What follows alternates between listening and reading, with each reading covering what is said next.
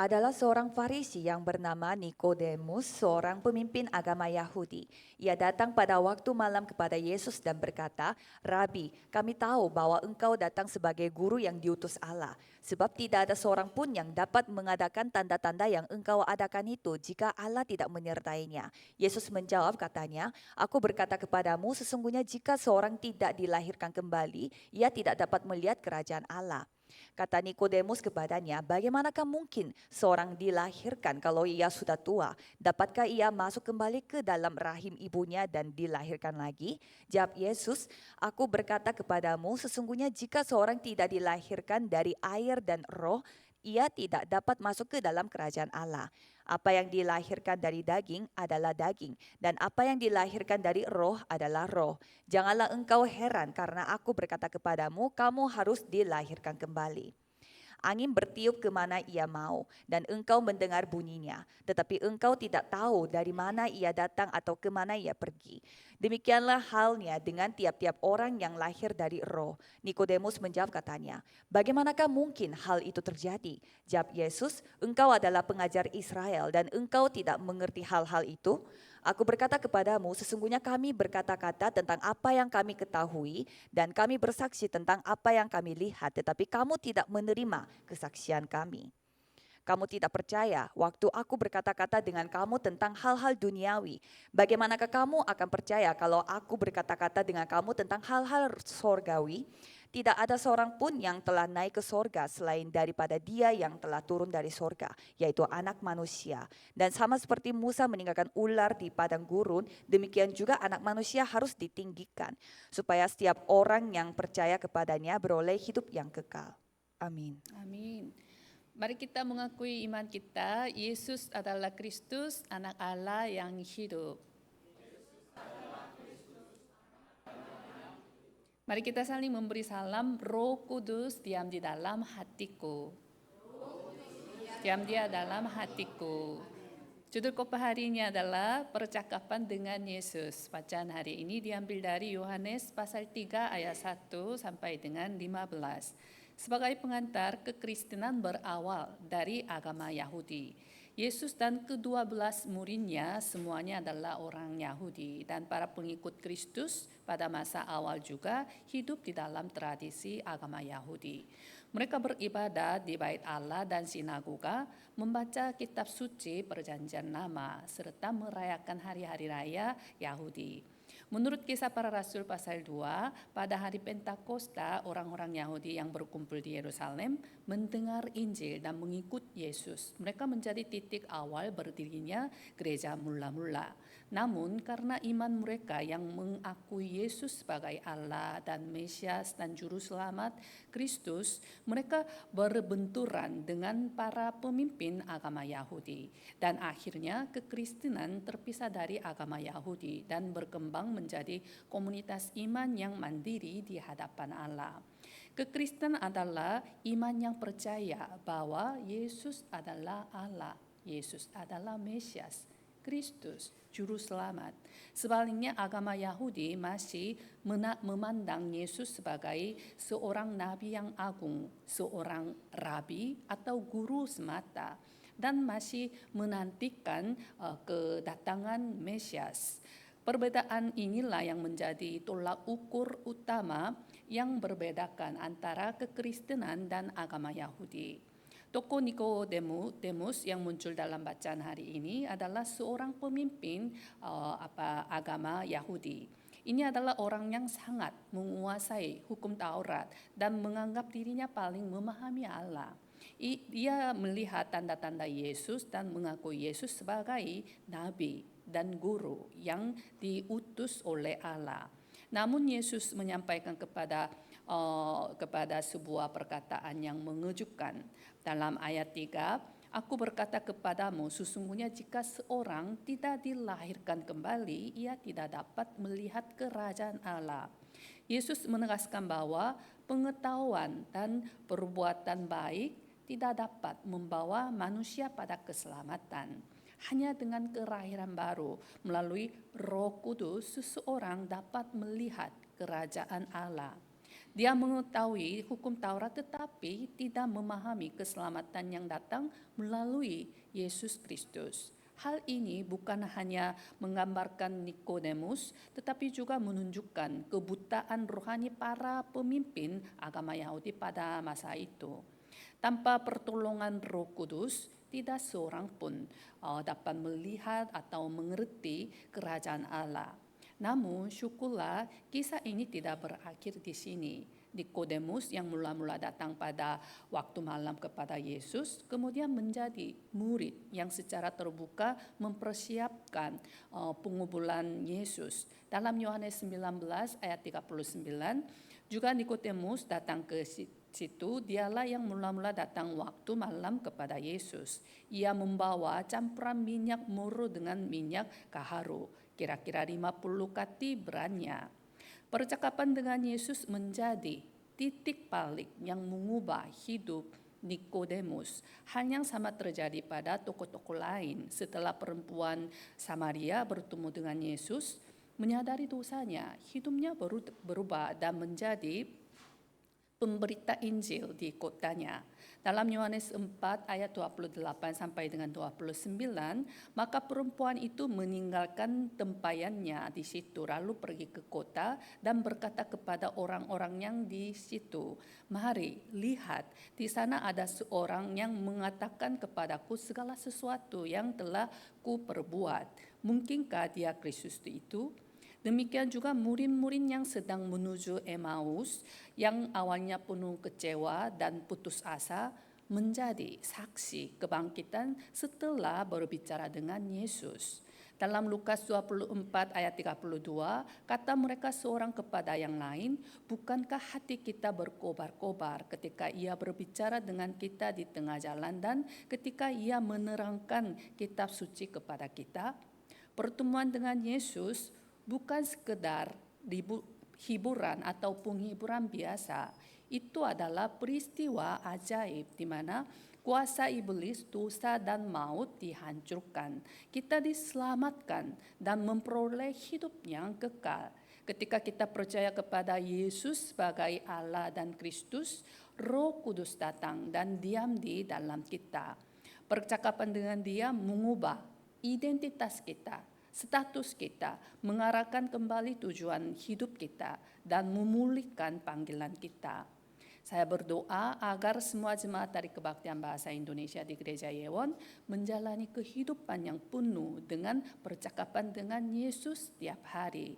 Jangan sembunyikan masalah, pergumulan, masa depan atau dosa kita, tetapi bawalah semuanya kepada Yesus apa adanya. Jujurlah di hadapannya, ceritakan pikiran, perasaan, dan luka kita. Dalam percakapan dengan Dia, kita akan menemukan siapa Allah, siapa diri kita sebenarnya, dan jawaban sejati bagi hidup ini. Pokok bahasan yang pertama adalah dilahirkan kembali. Dalam ayat 1 sampai dengan 7 adalah seorang Farisi yang bernama Nikodemus, seorang pemimpin agama Yahudi. Ia datang pada waktu malam kepada Yesus dan berkata, "Rabi, kami tahu bahwa engkau datang sebagai guru yang diutus Allah. Sebab tidak ada seorang pun yang dapat mengadakan tanda-tanda yang engkau adakan itu, jika Allah tidak menyertainya." Yesus menjawab katanya, "Aku berkata kepadamu, sesungguhnya jika seorang tidak dilahirkan kembali, ia tidak dapat melihat kerajaan Allah." Kata Nikodemus kepadanya, "Bagaimanakah mungkin seorang dilahirkan kalau ia sudah tua? Dapatkah ia masuk kembali ke dalam rahim ibunya dan dilahirkan lagi?" Jawab Yesus, "Aku berkata kepadamu, sesungguhnya jika seorang tidak dilahirkan dari air dan roh, ia tidak dapat masuk ke dalam kerajaan Allah. Apa yang dilahirkan dari daging adalah daging, dan apa yang dilahirkan dari roh adalah roh. Janganlah engkau heran karena aku berkata kepadamu, kamu harus dilahirkan kembali." Yesus langsung menjawab terhadap pengakuan Nikodemus. Katanya dikatakan bahwa sesungguhnya jika seorang tidak dilahirkan kembali, ia tidak dapat melihat kerajaan Allah. Kata dilahirkan kembali diterjemahkan dari kata Yunani anoden yang merupakan kata keterangan tempat dan berarti dari atas. Secara bersamaan, kata ini juga memiliki konsep waktu, yaitu sejak semula, dari awal atau lagi kembali. Artinya kata ini mengacu pada dilahirkan dari atas atau dilahirkan kembali. Dari atas berarti dari Allah, menunjukkan bahwa segala sesuatu proses kelahiran kembali adalah hasil kasih karunia dan kuasa Allah. Dalam Yohanes pasal 1 ayat 13, orang-orang yang diperanakan bukan dari darah atau dari daging, bukan pula secara jasmani oleh keinginan seorang laki-laki, melainkan dari Allah. Dengan demikian dilahirkan kembali berarti dilahirkan baru dari atas, dan itu adalah satu-satunya syarat untuk dapat melihat kerajaan Allah. Orang yang dilahirkan kembali bukan sekedar menjadi pribadi baru, tetapi statusnya, identitasnya berubah menjadi anak-anak Allah. Dalam Roma 8 ayat 14 sampai dengan 17, semua orang yang dipimpin Roh Allah adalah anak Allah. Sebab kamu tidak menerima roh perbudakan yang membuat kamu menjadi takut lagi, tetapi kamu telah menerima roh yang menjadikan kamu anak Allah. Oleh roh itu kita berseru, ya Aba, ya Bapa. Roh itu bersaksi bersama-sama dengan roh kita bahwa kita adalah anak-anak Allah. Dan jika kita adalah anak, maka kita juga adalah ahli waris. Maksudnya orang-orang yang berhak menerima janji-janji Allah, yang akan menerima bersama-sama dengan Kristus. Yaitu jika kita menderita bersama-sama dengan Dia, supaya kita juga dipermuliakan bersama-sama dengan Dia. Anak-anak Allah adalah mereka yang hidup di bawah pemerintahan Allah, dan di dunia pun dapat menikmati damai sejahtera dan sukacita dari kerajaan Allah. Kerajaan Allah tidak hanya terbatas pada surga yang akan datang, tetapi juga hadir dalam hidup anak-anak Allah di dunia ini. Yesus menjelaskan tentang kelahiran kembali dengan berkata dalam Yohanes 3 ayat 6, apa yang dilahirkan dari daging adalah daging, dan apa yang dilahirkan dari roh adalah roh. Kata daging di sini bukan sekedar tubuh manusia, tetapi seluruh sifat manusia yang telah rusak, terpisah dari kasih karunia dan hidup Allah. Sejak lahir, manusia adalah orang yang berdosa. Dalam Roma 3 ayat 10, tidak ada yang benar, seorang pun tidak. Keadaan ini membuat manusia berada di bawah murka Allah. Orang yang dilahirkan dari daging adalah manusia alami sepenuhnya, totalnya rusak, tidak dapat mengenal dan atau mengikuti Allah. Kita harus dibebaskan dari kuasa dosa, maut, dan iblis. Alkitab menyebut kondisi manusia sebelum lahir baru sebagai orang yang berdosa. Oleh karena itu, untuk masuk ke dalam kerajaan Allah, manusia harus lahir kembali. Dalam Roma 8 ayat 2, roh yang memberi hidup telah memerdekakan kamu dalam Kristus Yesus dari hukum dosa dan hukum maut. Allah mengutus Yesus ke dunia agar setiap orang yang percaya kepadanya tidak binasa, melainkan memperoleh hidup yang kekal. Setiap orang yang percaya kepada Yesus menjadi warga kerajaan Allah, yaitu warga negara surga. Melalui pertobatan, pengampunan dosa, dan pembaruan oleh Roh Kudus, barulah seseorang dapat menjadi warga kerajaan Allah. Dalam Titus 3 ayat 5, Dia telah menyelamatkan kita bukan karena perbuatan benar yang kita lakukan, tetapi karena rahmat-Nya oleh permandian kelahiran kembali dan pembaruan yang dikerjakan oleh Roh Kudus. Pada waktu itu Dia telah menyelamatkan kita bukan karena perbuatan baik yang telah kita lakukan, tetapi karena rahmat-Nya oleh permandian kelahiran kembali. Lalu bagaimana seseorang dapat menerima Roh Kudus? Jawabannya adalah dengan percaya kepada Yesus Kristus. Dalam Titus 3 ayat 6, dan oleh pembaharuan yang dikerjakan oleh Roh Kudus yang sudah dilimpahkannya kepada kita oleh Yesus Kristus, Juru Selamat kita. Saat seseorang percaya kepada Yesus, Roh Kudus tinggal di dalamnya, diam di dalamnya, dan mengubahnya menjadi ciptaan baru. Kelahiran baru bukanlah hal yang sulit atau rumit. Itu adalah karya kasih karunia yang terjadi saat kita menerima Yesus oleh iman.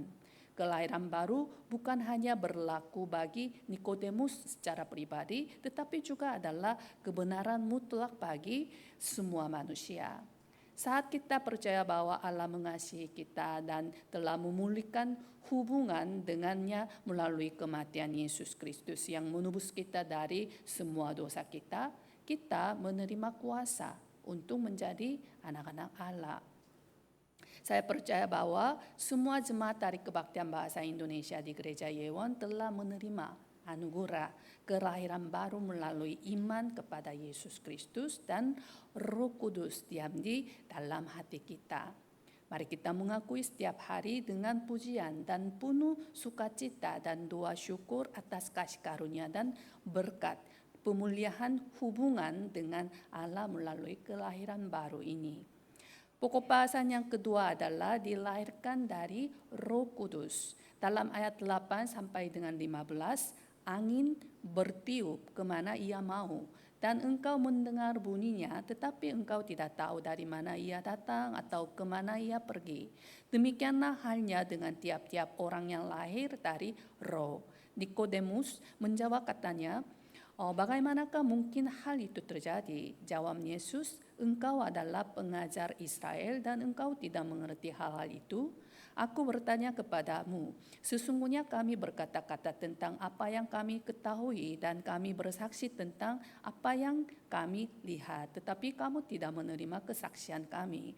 Kamu tidak percaya waktu aku berkata-kata dengan kamu tentang hal-hal duniawi, bagaimana kamu akan percaya kalau aku berkata-kata dengan kamu tentang hal-hal surgawi? Tidak ada seorang pun yang telah naik ke surga selain daripada Dia yang telah turun dari surga, yaitu Anak Manusia. Dan sama seperti Musa meninggikan ular di padang gurun, demikian juga Anak Manusia harus ditinggikan, supaya setiap orang yang percaya kepadanya beroleh hidup yang kekal. Yesus menjelaskan karya Roh Kudus dengan mengibaratkan seperti angin, sebuah fenomena alam yang dapat dirasakan oleh siapapun. Kita dapat merasakan keberadaan angin dan melihat hasilnya, tetapi kita tidak tahu persis dari mana asalnya dan kemana arahnya. Seperti angin yang bertiup sesuka kehendaknya, karya Roh Kudus tidak dapat dikendalikan oleh manusia. Namun, sama seperti kita dapat mendengar bunyi angin, orang yang dilahirkan kembali dapat merasakan dan menyadari karya Roh Kudus di dalam dirinya. Manusia yang sepenuhnya telah jatuh dalam dosa tidak dapat memahami kebenaran rohani tentang keselamatan hanya melalui pengetahuan atau pengalaman. Hanya dengan pertolongan Roh Kudus, seseorang dapat mengerti kasih karunia Allah. Dalam 1 Korintus 12 ayat 3, tidak ada seorang pun yang dapat mengaku Yesus adalah Tuhan selain oleh Roh Kudus. Roh Kudus berasal dari Tuhan, Allah kebenaran, dan Dialah yang menuntun kita kepada seluruh kebenaran. Dalam Yohanes 14 ayat 17, Roh kebenaran, dunia tidak dapat menerima Dia sebab dunia tidak melihat Dia dan tidak mengenal Dia. Tetapi kamu mengenal Dia sebab Ia menyertai kamu dan akan diam di dalam kamu. Roh Kudus bersaksi tentang Kristus yang adalah kebenaran, mengingatkan kita akan semua perkataan Kristus dan menuntun umatnya masuk ke dalam seluruh kebenaran. Setiap orang yang mengikuti pimpinan Roh Kudus akan berjalan dalam kebenaran, tidak menuruti keinginan daging, dan hidupnya akan menghasilkan buah-buah yang kudus. Roh Kudus juga memberikan kepada kita pengetahuan yang benar tentang Allah. Dalam Efesus 1 ayat 17, dan meminta kepada Allah Tuhan kita Yesus Kristus, yaitu Bapa yang mulia itu, supaya Ia memberikan kepadamu roh hikmat dan wahyu untuk mengenal Dia dengan benar. Seperti bangsa Israel binasa karena tidak memiliki pengenalan yang benar tentang Allah. Demikian juga hanya melalui karya Roh Kudus yang dinamis kita dapat mengenal Allah dengan benar dan mendalam. Saya berdoa supaya seluruh jemaat kebaktian bahasa Indonesia di Gereja Yewon sebagai orang-orang yang telah mengalami kelahiran kembali oleh Roh Kudus dapat setiap hari menghasilkan buah-buah Roh Kudus yang kudus dan berlimpah serta hidup memuliakan Allah. Sebagai kesimpulan, kesempatan untuk makan siang dan bercakap dengan investor dunia Warren Buffett pernah diadakan melalui lelang amal. Dari tahun 2000 hingga tahun 2022, acara ini diadakan setiap tahun selama 23 tahun.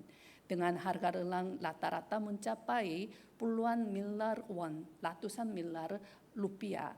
Di antara semua lelang tersebut, harga tertinggi tercatat pada tahun 2022, yaitu sebesar 19 juta dolar Amerika Serikat, serta setara dengan sekitar 250 miliar won, dan seluruh hasilnya disumbangkan untuk badan amal.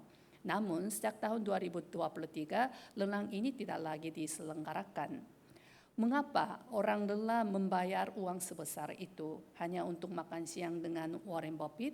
Itu karena bukan sekedar makan siang, tetapi sebuah kesempatan untuk mendengar satu kata nasihat tentang kehidupan dan filosofi investinya. Mereka percaya bahwa satu kata nasihat darinya dapat memberi keuntungan bernilai miliar dolar bagi diri mereka. Lalu, menurut saudara, berapa besar nilai percakapan dengan Yesus? Dalam ibadah hari ini, jika kita berpegang pada satu kata, satu kalimat yang Yesus berikan kepada kita, seberapa besar nilai momen ini? Percakapan dengan Yesus memiliki nilai kekal yang tidak bisa dibeli dengan uang. Perjanjian Allah pasti akan digenapi. Apakah karena tidak ada uang yang terlibat maka nilainya tidak ada? Justru nilainya tidak dapat diukur, dihitung dengan uang, karena nilai itu sejati yang kekal. Apakah saudara percaya bahwa Allah pencipta adalah Bapa kita? Apakah saudara percaya bahwa memulai ibadah ini Allah sedang berbicara kepada kita? Apakah saudara sedang mendengarkan suara Allah melalui khotbah hari ini? Apakah saudara siap untuk taat pada firman-Nya? Mari kita mengakui bersama-sama, Tuhan Yesus, aku percaya kepadamu. Tuhan Yesus, aku percaya kepadamu. Namun dunia tetap mencari jawaban di tempat yang salah. Mantan Presiden Korea Selatan, Park Geun-hye dan Yoon Suk-yeol, meskipun mereka adalah pemimpin tertinggi negara, tetapi mereka pernah meminta nasihat dari seorang dukun ketika membuat keputusan politik, dan akibatnya adalah kekacauan serta bencana besar. Di sekitar kita juga banyak orang yang datang ke gereja tetapi tidak benar-benar mengenal Yesus.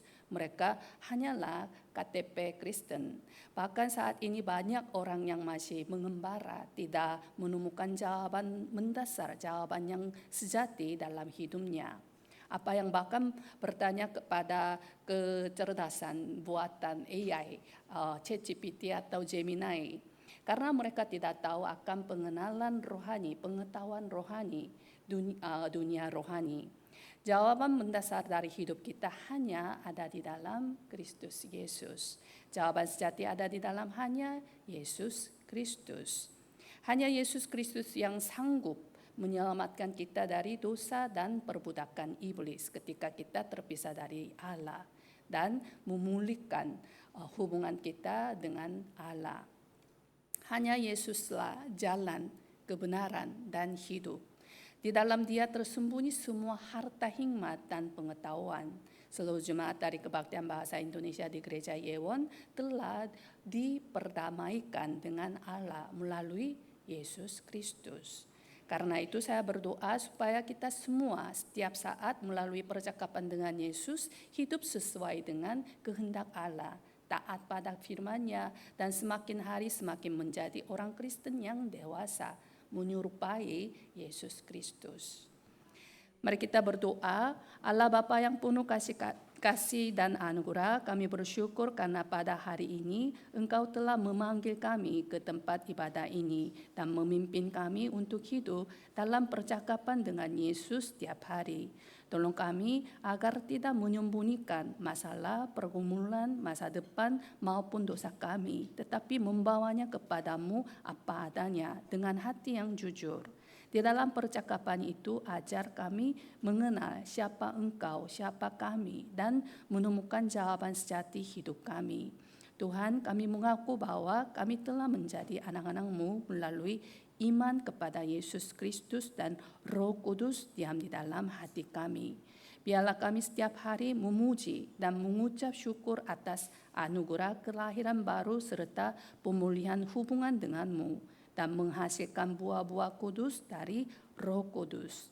Pimpinlah kami untuk selalu melakukan kehendak-Mu, taat kepada firman-Mu, dan semakin hari semakin menyerupai Yesus Kristus sebagai orang percaya yang dewasa. Di dalam nama Yesus Kristus kami berdoa. Amin.